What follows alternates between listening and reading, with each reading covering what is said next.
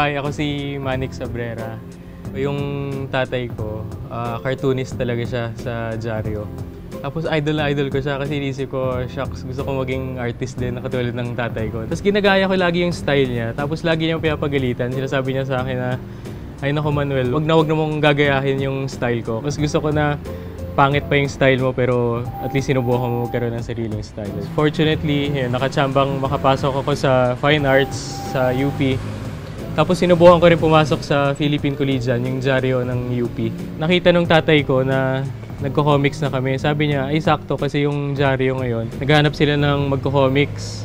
Try nyo kayang mag-email ng gawa nyo ron. Tapos ngayon, more than 12 years na. Parang talagang yun na yung mahal ko talaga eh. Meron akong naisip kasi dati na story na basta may isang tao na naglalakad sa isang daan tapos bahala na kung anong mangyari sa kanya. Parang napaka-mysterious nung pupuntahan niya. Iniisip ko na parang ang sarap din mag-experiment pa na yung silhouette lang talaga na tao. Parang challenge ko to sa akin na paano ko mapapakita yung nararamdaman ng characters na hindi ako gagamit ng facial expressions. Doon mo makikita yung nararamdaman eh, na kahit hindi mo nasabihin, makita mo lang na nakaganoon siya, alam mo na yung mararamdaman niya. Pinaghalo ko kasi dati pa man yung traditional tsaka yung digital. Ayan.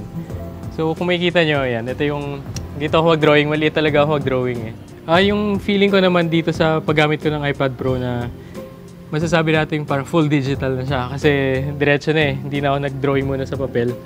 Ang pinakakalaban ng artist, sinasabi nga yung blank piece of paper. Laging takot yung artist sa blank lang na paper. Mas ang importante, mag-start ka na, mahalin mo yung ginagawa mo. Tsaka huwag ka matakot, mag-explore ka.